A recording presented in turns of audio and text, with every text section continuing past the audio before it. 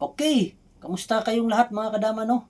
So pasensya na kayo, no, dahil nag-video ako ngayon kasi maraming nagtatanong, no, kung bakit daw na restrict yung mga friends ko sa Facebook.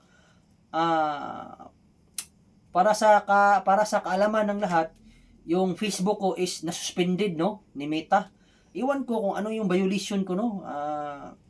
I-verify ko pa yan, i-chat ko pa yung si Meta para magtatanong ako kung bakit nagaganyan, no? So kung gusto ninyo na makontak ako, temporary, no? I-chat nyo yung Facebook account sa kasama ko. Um, mag ano kayo doon, mag-message kayo, no? Yung mga kaibigan ko, yung gusto na kumuha ng libro, no? I-search niyo, no? Brian Sola Torio. Paki-search na lang, no, sa Facebook. Madali lang yung hanapin. Nag-iisa lang yan sa Facebook, no? Brian Sola Torio. Yung spelling niyan, B-R-Y-A-N. Tama, Brian, no? Mm.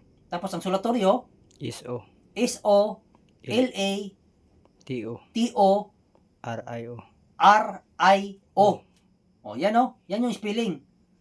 Ang Solatorio, S-O-L-A-T-O-R-I-O. Yan yung spelling sa Solatorio. I-search nyo lang yan kasi nag-iisa lang yan.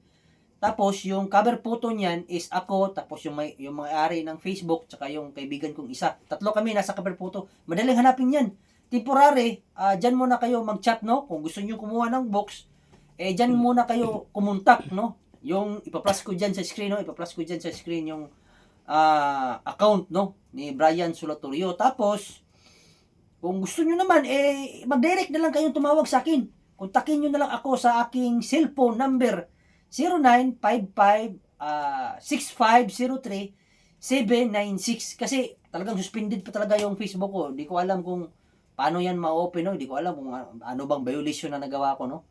So, ayan. Sige, yung mga kaibigan ko, yung gustong kumuha ng box, kumunta kayo dyan sa Facebook, no? Yung ipa-plus ko dyan sa screen. Sige, hanggang sa susunod na lang, no? Maging updated kayo lagi. Meron ako mga laban na i-upload natin dyan dito sa ating YouTube channel.